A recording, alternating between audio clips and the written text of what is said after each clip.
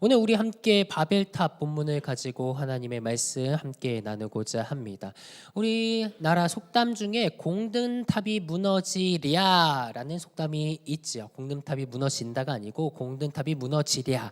이 말은 우리가 애쓰고 힘쓰고 쌓아 올렸던 것이 그렇게 쉽게 무너지지 않는다라고 하는 속담 말씀입니다.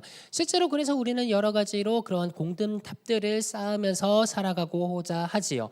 어떤 사람들은 나의 미래를 위해서 스펙을 쌓기도 하고요. 어떤 사람은 건강한 하루하루를 위해서 건강검진도 매일매일 하고요. 그리고 또 어떤 사람들은 많이 돈을 들여서 인간관계를 만들어내기도 합니다. 그 모든 것들이 내 미래에 다 도움이 될 거라고 생각을 하면서요. 시간과 노력을 투자한 만큼 그렇게 결과가 지켜질 거라고 우리는 생각을 하고 있습니다.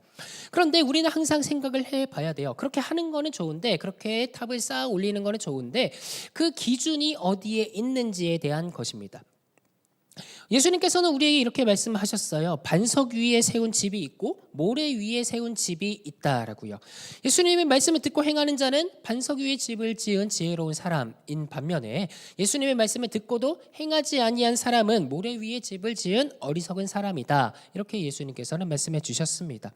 예수님께서 말씀하시는 바는 명확하죠. 이 공을 얼마나 많이 들었느냐, 내가 얼마나 많이 노력을 했느냐라는 것이 아니라 기초를 어디에다 쌓았느냐, 그것이 핵심이라고 말씀하시는 것입니다.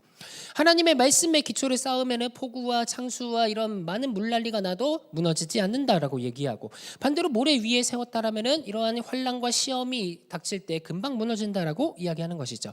바벨탑도요, 우리가 본문을 살펴보면 굉장히 공들여서 쌓았다는 것을 볼 수가 있습니다. 사람들끼리 서로 모여서 서로 마음을 합하여서 아주 척척척척 아주 프로젝트가 잘 이루어지는 것을 볼 수가 있습니다. 우리 회사에서도 이렇게 프로젝트가 잘 이루어지면 얼마나 좋을까.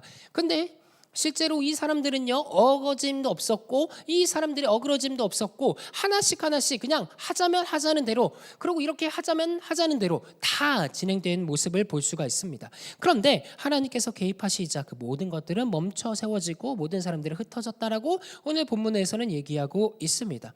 그래서 오늘도 우리는 함께 묻게 되죠. 내가 공들여 올린 탑 굉장히 중요합니다. 그런데 우리는 그것의 기초를 어디다가 세웠는지, 그리고 우리는 어떤 이름을 내고 있는지 한번 살펴보아야 한다라는 것이죠. 오늘의 말씀 한번 같이 봅시다. 창세기 11장은 이 바벨탑 사건을 보여주고 있습니다. 인간이 타락 이후에 노아의 홍수를 거쳐서 노아의 세 아들로 인하여서 세상 가운데 퍼지는 모습들을 담아내고 있습니다.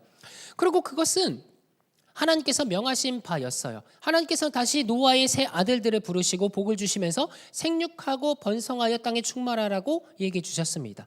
그러니까 이 사람들이 흩어지는 것, 서로 멀리 나가는 것, 이렇게 무리를 지어서 살아가는 것, 그 모든 것들은 하나님의 계획 가운데 있었다라는 것이죠.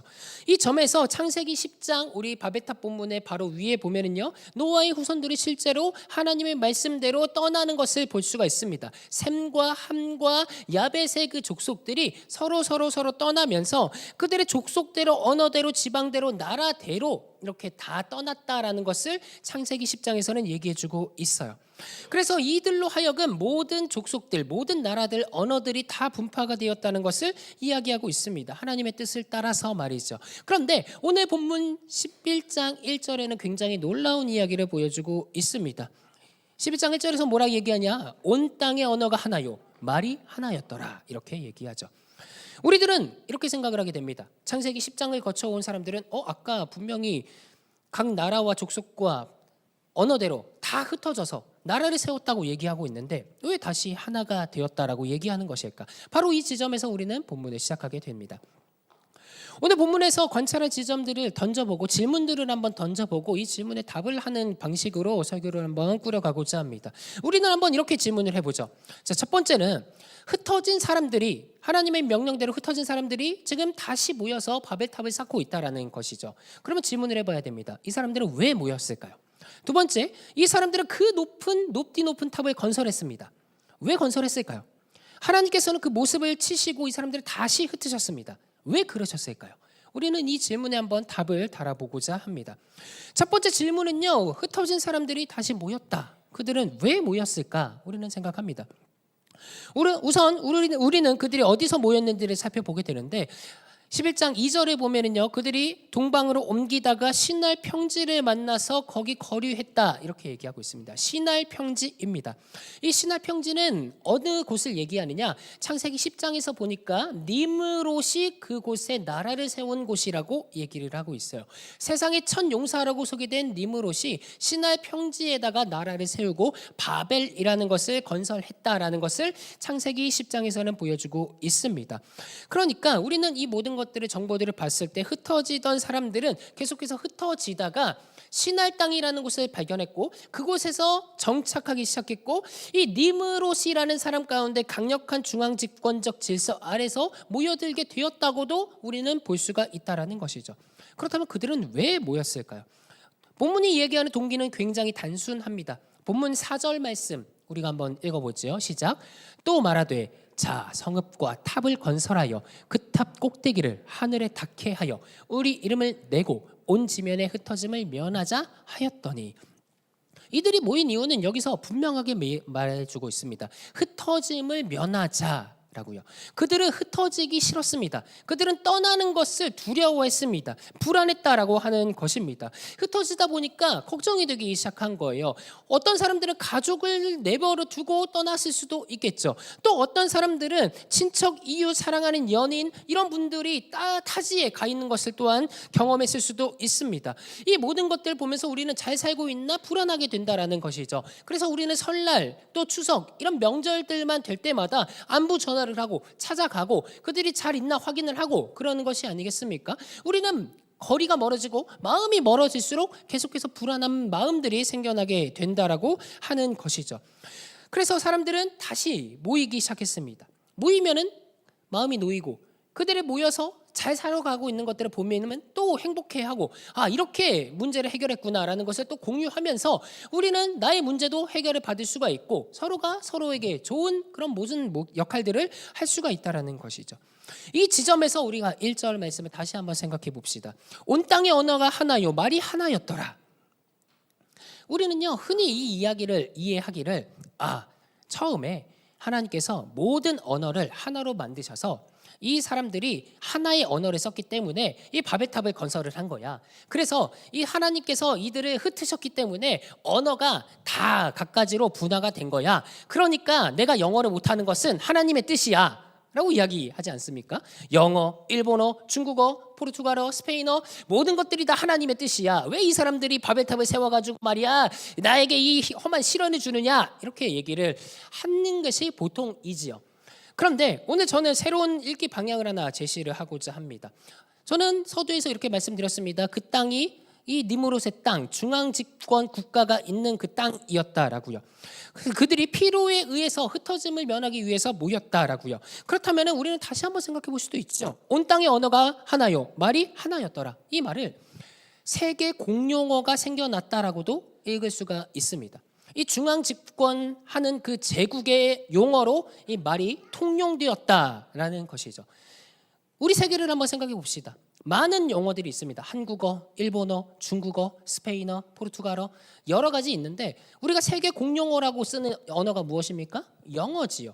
영어를 가지고서는 사람들이 세계 곳곳에 나가서 일본에 가서도 영어 쓰고 중국에 가서도 영어 쓰고 중국에 가서 영어 쓰면 잡혀가나요? 아무튼 중국에 가서도 영어를 쓰고 저 유럽에 가서도 영어를 쓰고 다 이렇게 하나의 공용어로 쓴다라고 하는 것입니다. 왜냐? 영어가 힘이 있으니까요. 달러가 힘이 있으니까요. 그것을 가지고서는 나아가면은 누구든지 이야기하고 대화를 할 수가 있다라고요.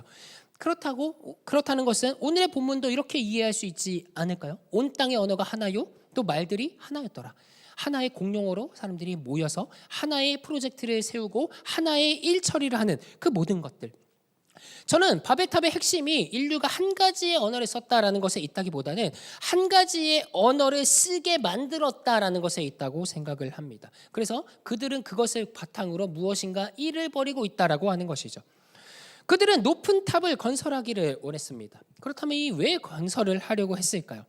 본문 3절은 그들이 도시를 세우고 탑을 쌓았다라고 이야기하고 있습니다. 그리고 서로 말하면서 자 이렇게 하자, 또 이렇게 하자, 이렇게 하자 이야기를 하고 있습니다. 그리고 이 모든 것들은 굉장히 일사천리로 빠르게 진행이 되고 있습니다. 벽돌을 만들고 역청을 바르고 마치 멈출 수 없는 속도로 굉장히 빠르게 진행이 되고 있습니다. 거의 무슨 현대중공업을 보는 속도로 쭉쭉쭉쭉쭉쭉 올라간다라고 하는 것이죠. 여기서 본문이 강조하는 것은요, 건설 기술 자체가 아니라 이 집단이 특정한 하나의 목적을 완벽하게 이루기 위해서 하나로 모였다라고 하는 것이죠. 그것을 막을 사람들은 아무도 없었습니다. 그 모든 것들을 세우는 것을 그들은 좋아했고 행복해했고 그것을 향해서 앞으로만 나아갔다라고 하는 것이죠. 그들은 그러면 왜 그렇게 빠르게 움직였을까요? 4절에서 분명하게 목적을 이야기해주고 있습니다. 이들은 자신들의 이름을 내고자 했습니다.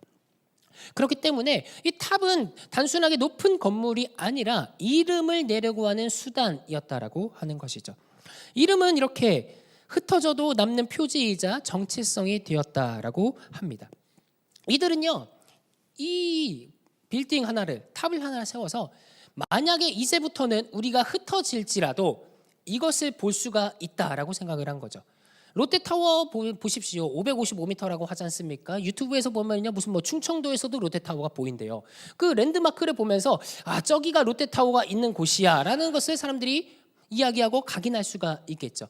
이런 것처럼 이 신할 땅의 바벨탑이라는 곳을 딱 세워놓자 이 사람이 이제 흩어져도 그 방향을 보면서 야, 저기에 우리가 세운 탑이 있어 라고 생각을 하게 되는 것입니다. 그래서 어떤 사람들을 만나고 또 험한 사람들을 만나고 어떤 맹수를 만나더라도 야, 나는 저 탑을 지었던 사람이야. 내가 이렇게 대단한 사람이야. 자, 저 너희들은 저거 없지. 우리는 저거 만들었어 라고 이야기할 수가 있다라는 것입니다. 그래서 그들은 흩어짐을 면하는 수단 혹은 흩어지더라도 우리의 정체성을 세울 수 있는 수단으로 지금 바벨탑을 건설했다라고 합니다. 공용과가 세우고 중앙 집권적 질서가 만들어지면요, 이렇게 사람들은 자기의 이름을 내면서 편안하게 살 수가 있게 된다라고 하는 것이죠. 그들은요, 게다가 그 탑의 꼭대기를 하늘에 닿게 하자라고까지도 이야기했습니다. 그러니까 엄청난 자신감이며 교만이 표출되고 있는 것이죠. 쌓고 오르다가 보니까 아, 우리가 이제는 하나님 없어도 우리가 모든 문제를 해결할 수 있겠구나라고 생각을 하게 된 것입니다. 하나님 없어도 버틸 수 있는 자신감, 하나님이 정하신 그 흩어짐의 길 대신에 우리는 모이고 결집하고 우리들이 할 수 있다, 함께 할 수 있다고 생각하고 있는 것입니다. 이 바벨탑의 높이가 어느 정도 될까요? 우리 롯데타워는 555m지 않습니까?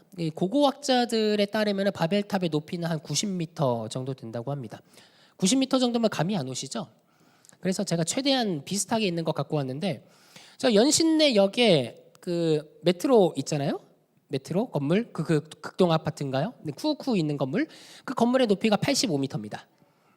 그러니까 바벨탑 높이는 저 건물과 비슷하다라고 하는 것이죠. 우리 현대인들의 입장에서 보면 그렇게 높은 건물은 아닐지도 모릅니다. 그런데 그 건물 밑에 가면은요, 압도되는 경우가 좀 있어요. 저는 쿠우쿠 갈 때마다 딱 그 밑에서 이렇게 올려다 봅니다. 그 올려다 보면 한도 끝도 없이 쭉 올라가요. 그러다 보면은 마치 하늘에 닿아 있는 것처럼 생각이 되기도 합니다.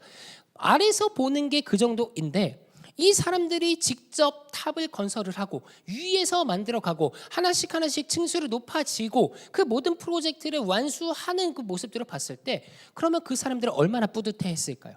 얼마나 그것이 올라갈 때마다 기분이 좋았을까요? 경치가 바뀌는 것을 보면서 저 멀리까지 다 내다보는 것들을 보면서 얼마나 의욕이 높았을까요? 아, 내가 마치 신이 된 것 같은 그런 생각을 하지 않았을까요? 오늘 본문은 이것을 경고를 하고 있다라고 하는 것입니다.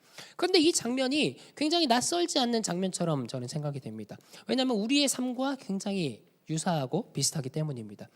우리 청년들도 이러한 생각들이 많아요. 흩어짐이 두렵기 때문에 계속해서 모이려고 합니다. 모여서 뭔가 하나의 중심을 잡으려고 합니다. 그래서 뭐 취업이나 이사, 뭐 아니면 결혼, 진로 이런 모든 것들 가운데에서 우리는 뭔가를 잡고 싶어 해요. 그래서 불확실하기 때문에 함께 모여서 이야기를 나누고 뭔가 방향을 설정해 가자라고 생각을 많이 합니다. 그렇게 붙들고 있는 것, 사실 이것 자체가 나쁜 것은 아닌데 이것에 대한 중심이 없을 때는 우리는 계속해서 흔들린다라고 하는 것이죠. 우리들은 모읍니다. 모여서 탑을 세웁니다. 성과도 쌓고 여러 가지로 많이 쌓아 올립니다. 그런데 우리는 한번 생각을 해봐야 되죠. 우리가 세우는 이 스펙이나 성공이나 인간관계나 이런 모든 것들이 혹시 내가 흩어지는 것이 두려워서 세우는 것은 아닐까? 나의 모든 안전장치를 만들어내려고 하는 것은 아닐까? 내가 두려워서 만들어 놓고 혹시라도 다른 일들이 벌어진다고 한다면 이것으로 대처할 수 있기 때문에 보험 삼아서 만들어 놓는 것은 아닐까? 우리는 생각해 보아야 되는 것입니다. 이것이 나쁘다고 하는 것은 아니에요. 그런데 성경은 늘 우리에게 강조하는 것은 무엇이냐? 그 모든 상황 가운데에서 하나님을 믿느냐, 내 자신을 믿느냐로 귀결된다라는 것입니다. 하나님께서는 우리를 흩으시는 목적과 이유가 무엇이냐? 나를 바라보라고 얘기하는 것이죠. 네가 어디로 가든지 간에 어떤 불안과 두려움이 있는지 간에 내가 너를 붙잡아주고 내가 너를 지명하여 불렀으니 너의 문제가 될 것이 없다라고 하시면서 가라고 얘기하시는 분이 하나님이시고, 그 하나님을 믿는 자들은 다 헤쳐나갈 수가 있다라는 것인데, 그 하나님에 대한 중심이 없다 보니까 우리들이 세상에 나아갈 때 어떻게 해야 될지 모르고 갈 바를 알지 못하고 방황을 하게 되고, 그러다 보니 이런 안전장치와 보험들을 하나씩 세운다라고 하는 것입니다. 그래서 오늘 본문에서 우리는 하나를 발견할 수 있다라는 것입니다. 내가 붙잡는 것이 하나님을 향하게 하는 것인가, 아니면은 하나님 없이도 버틸 수 있는 것을 만들게 하는가. 그때 이 사람들이 탑을 세우고 올라갈 때 이제 하나님께서 개입을 하십니다. 그리고 그들을 흩으십니다. 왜 그러셨을까요? 창세기 11장 5절의 말씀 같이 한번 읽어봅시다. 시작. 여호와께서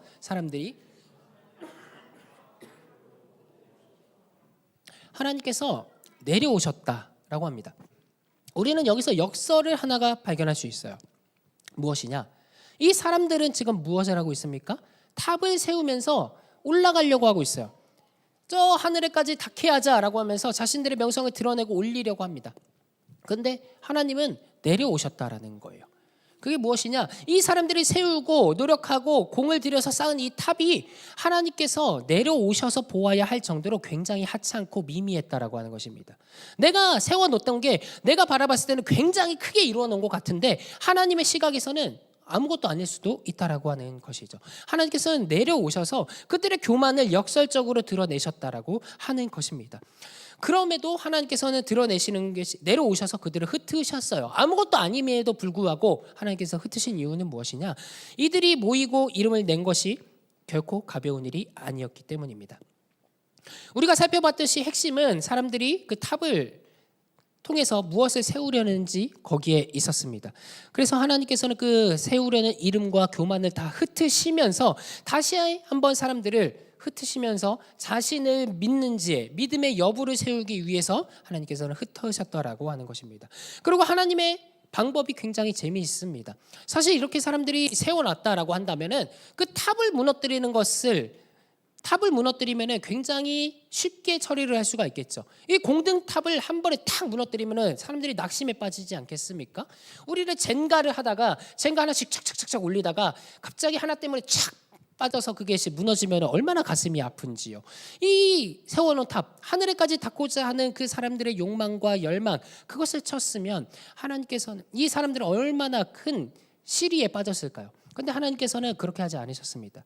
이들이 세워놨던 것들은 그대로 두고 하나님은 무엇을 공격했느냐? 그 사람들이 이야기하는 소통의 방법들을 공격을 하셨다라는 거예요. 11장 7절 말씀 같이 한번 읽어봅시다. 시작.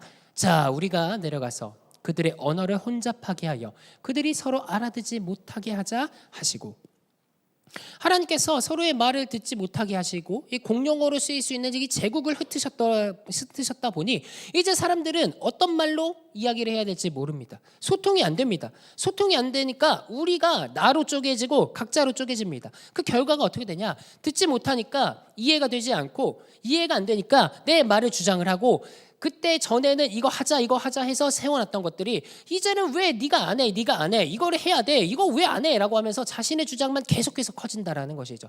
이해가 안 되고 이야기가 안 되고, 그러다 보니까 자연스럽게 말이 안 통하네. 차라리 내가 떠나고 말지 하고서는 다 떠나버렸다라고 하는 것입니다. 그들이 모이고 그들이 하나가 되었고 그들의 권력들은 하나님께서 한번 터치를 하시자 모든 것들이 힘을 잃게 되었습니다. 하나님 없는 질서와 통제, 이 모든 것들은 하나님께서 다 밀어버리셨다라고 하는 것이죠. 만약에 이들의 모임이 선했다라고 한다면 어떨까요? 우리가 한번 생각을 해봅시다. 이들이 바벨탑을 세우는 것이 아니라 한데 모여서 우리가 예배합시다. 우리가 기도합시다. 우리가 말씀을 읽읍시다. 라고 하면서 선한 목적으로 만약에 활용을 했다라고 한다면 과연 어땠을까요? 하나님의 말씀을 기준으로 세우고 서로를 살리는 공동체였다면 하나님께서는 아마 흩으시지 않으셨을 수도 있습니다. 그 좋은 예가 사도행전 2장에서 등장을 합니다. 오순절에 사람들은 모였어요. 예수님께서 약속하셔서 예수님의 약속을 성취하기 위해서 모였습니다. 누가복음 24장 49절에서 예수님께서는 이렇게 얘기를 하셨습니다. 여기 보시면은요, 너희는 위로부터 능력이 입혀질 때까지 이 성에 머물라라고요. 그리고 제자들은 실제로 오순절 날에 모였습니다. 그래서 모여서 함께 기도하고 말씀을 나누었습니다. 그러자 성령 하나님께서 오셔서 이들을 하나 되게 하셨어요. 그리고 이 모든 모인 사람들이 각 나라의 언어들로 이 사람들이 하나님의 큰 일을 얘기하는 것들을 들었다라고 얘기하고 있습니다. 결국 바벨탑이랑 이 오순절 모임의 차이가 무엇이냐? 그들의 모임의 규모나 열심이나 어떤 공을 쌓는 것이 아니라 그 중심이 어디에 있었는지를 보여주고 있다는 거예요. 오순절날 성령 강림 사건에서는 그 사람들의 중심이 하나님께 있었고 예수님께 있었고 예수님의 말씀을 지키는 것에 있었습니다. 그런데 바벨은 그렇게 가지 않았습니다. 하나님의 말씀의 기준에 놓는 것이 아니라 우리의 이름을 내자, 우리가 이렇게 하자 라고 하면서 하나님 없는 삶을 살게 되었다라고 하는 것입니다. 우리들 역시도 굉장히 많은 모임을 하고 있습니다. 교회 안에도 얼마나 많은 모임들이 있는지 모릅니다. 우리도 올해 들어서 세라핌 모임을 시작을 했습니다. 화요일 날마다 청년들이 모여서 전도하고 기도하고 말씀을 듣습니다. 또 이뿐입니까? 또 뭐 동아리 만들고 헬스 동아리 만들고 뭐 또 산에도 가고 여러 가지 일들을 많이 합니다. 또 어떤 친구들 함께 모여서 뭐 스터디를 할 수도 있고 공부를 할 수도 있겠죠. 아니면 뭐 카페를 탐방 갈 수도 있을 겁니다. 많은 모임들을 하고 있습니다. 그러면 이 모임을 가지고 우리는 같이 선을 누리고 기쁨을 누리고 이야기를 할 수도 있겠죠. 모임 자체는 문제가 되지 않는데 문제는 무엇을 위해서 모이냐라고 하는 거예요. 바벨탑의 사람들도 함께 일했고 서로 말도 통했고 즐거워했고 계획하고 있었고 추진력도 있었고 하나로 밀고 갔습니다. 그런데 결국에 그 목적은 무엇이었냐? 우리의 이름을 내자라는 것으로 나타나게 됐다는 것이에요. 교회에도 비슷한 일이 있을 수도 있습니다. 성가대로 모이고 찬양팀으로 모이고 중보기도 팀으로 모이고 전도대로 모이고 위원회로 모이고 임원진들로 모이고 교사들로 모이고 다 모이고 예배하고 봉사하고 뭐 이렇게 얘기를 한다고 할지라도 어느 순간에 그 중심이 하나님에서 벗어나서 우리의 이름을 세우자라고 하게 된다면은 그 모임은 흔들리게 된다라는 것이죠. 그리고 결국에 하나님은 흩으실지도 모릅니다. 그렇게 되면 얼마나 상처가 될까요? 교회라는 모습은 그대로 있으나 사람들이 소통이 되지 않고 서로가 서로를 욕하면서 서로가 서로를 이해할 수 없다고 하면서 하는 공동체, 그 공동체가 얼마나 안타깝고 교회라고 할 수가 있을까요? 그래서 하나님께서는요, 이 모든 것들을 보시면서 다시 한번 내게 돌아오라고 얘기를 하시는 것입니다. 그리고 그 방법으로는 우리의 소통을 흔드실 때도 있다라고 하는 것입니다.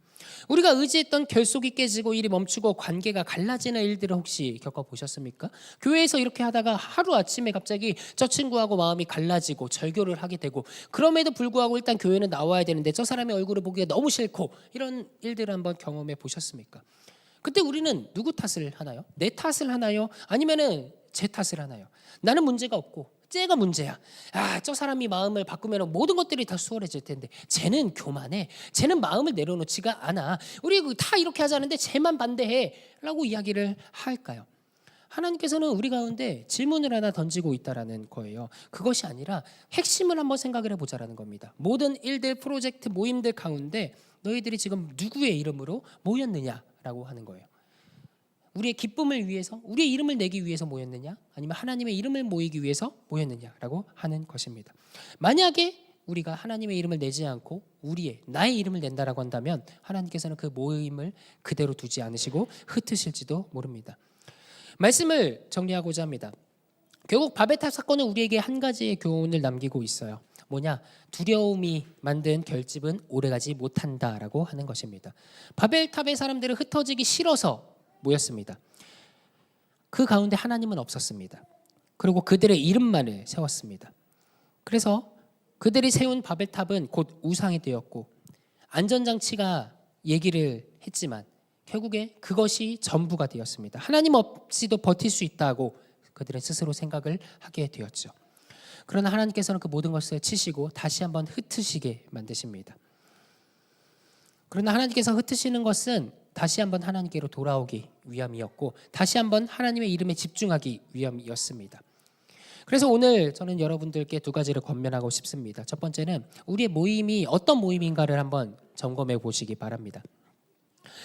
바벨탑의 사람들은 흩어짐을 막기 위해서 모임을 안전장치로 만들었는데 그 모임이 과연 하나님께 우리가 모이는 그 모든 모임들이 과연 하나님께 속한 것인지 하나님을 드러내는 모임인지 우리는 한번 생각을 해보아야 됩니다. 모임 자체가 나쁜 것은 아니지만 우리의 중심이 흐트러져 있을 때 우리 모임을 하나님께서는 흩으실지도 모릅니다. 두 번째로 모임의 동기를 한번 점검해 봅시다. 바벨탑 사람들은요 우리의 이름을 내자고 얘기했어요. 겉으로는 함께 세우는 일이었고 함께 프로젝트를 진행을 하고 함께 모든 것을 완수해 나가려고 했습니다. 그러나 속으로는 나의 이름을 드높이고 있었습니다. 그래서 그들의 모임은 예배가 아니라 우리의 이름을 내는 모임이었다라는 것이죠. 우리의 모임도 어떤 모임인지 한번 점검을 해보아야 됩니다. 모임의 수단을 점검하고 또한 동기를 점검해야 된다라고 하는 것입니다. 그래서 마지막으로는 우리는 한번 이 모든 것들을 점검하면서 우리 스스로를 한번 점검해 봅시다. 이 모든 일들, 나의 행동들, 나의 모임들 이 가운데에서 내 이름과 내 욕심으로 행하려고 하는 것은 아니었는가? 내 마음 가운데 하나님을 드러내고 있는가? 우리는 점검해야 된다라는 것입니다. 오직 예수님의 이름을 드러내는 우리가 되기를 간절히 소망합니다. 언제나 말씀을 읽고 기도하면서 성령 안에서 하나 되는 공동체 되기를 소망합니다. 우리 청년부가 각자를 세워주면서 하나님의 이름만이 우리가 모일 때 기뻐하면서 오직 하나님의 나라를 이루어가기를 간절히 소망합니다. 그렇게 우리가 서로를 세워주는 그리고 주님께 영광을 돌리는 우리 모두가 되기를 간절히 소망합니다. 기도하겠습니다.